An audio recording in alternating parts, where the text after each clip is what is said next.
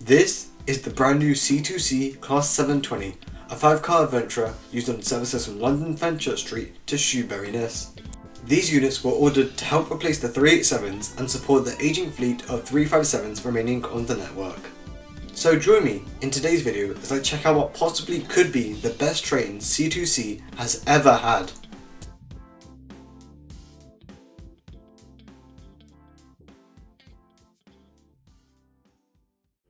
Hello there, today you find me outside the main entrance to London Fenchurch Street, where today I'll be taking a short ride with C2C from here to Upminster station.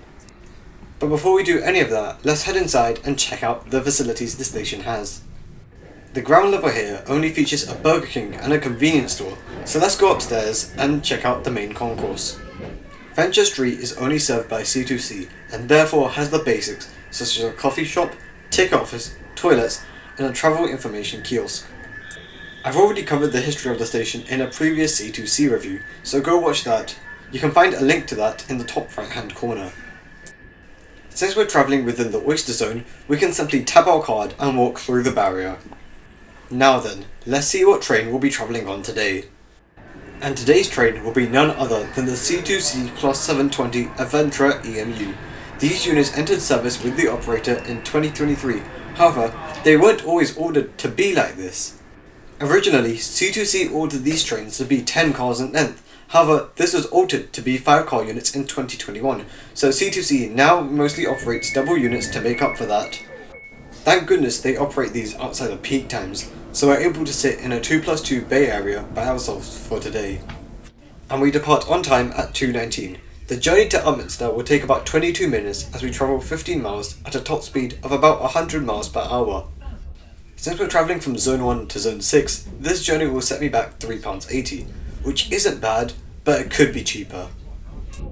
The first part of the journey will see us making our way out of the City of London above ground, unlike other operators, so while we do that, let's check out today's route.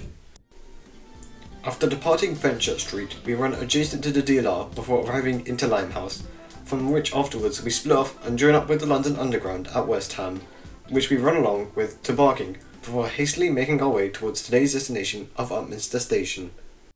And after 6 minutes, we arrive into Limehouse Station, which acts as an interchange with the DLR. The platforms here lie directly onto a viaduct, meaning we're elevated above the ground here. You can change here for services to Beckton, Woolwich Arsenal, Lewisham, and Canary Wharf. And here's something cool to see. This track splitting off is the Gas Factory Junction, a single track line that runs off towards the Great Eastern Main Line. It's only ever used on engineering works or emergency timetable changes. Let's take a little tour of the train interior.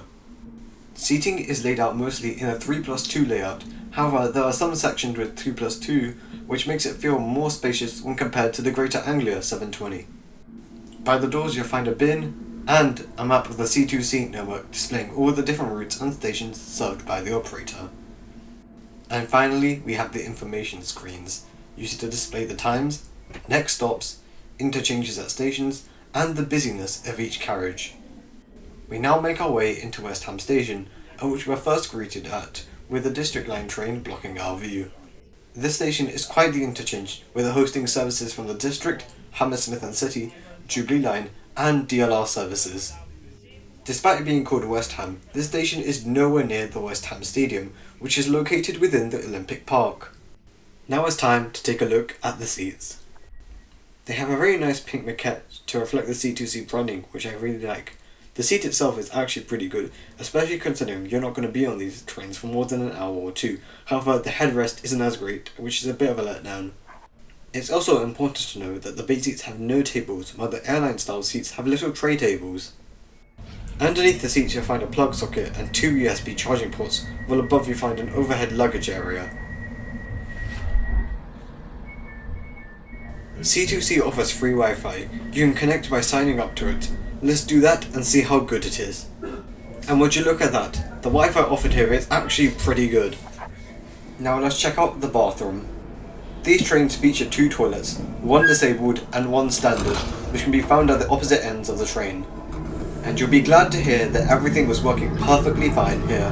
However, I must say, it is rather dirty inside, but that is to be expected.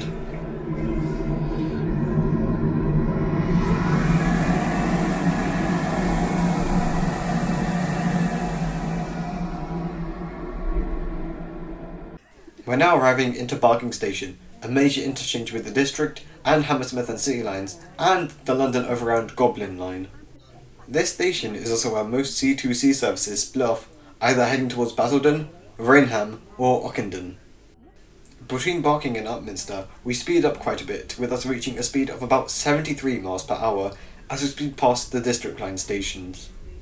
Since we're arriving into Upminster soon, I'll use this time to talk about today's journey. So, what did I think about C2C's new Class 720s? Well, I rather enjoy them honestly, and would go as far as to say that they are the best trains that C2C has ever had in their fleet.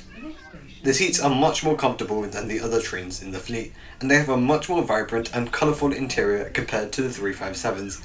I'm also a big fan of the mix of 2+2 and 2+3 seating layout, which makes the train not feel as cramped compared to others. Have you ever ridden the C2C 720s? And if so, what did you think of them? Let me know in the comments down below.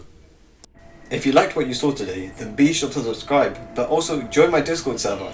You can find a link in the description down below. Anyways, thanks for watching, and I'll see you in the next video. Goodbye!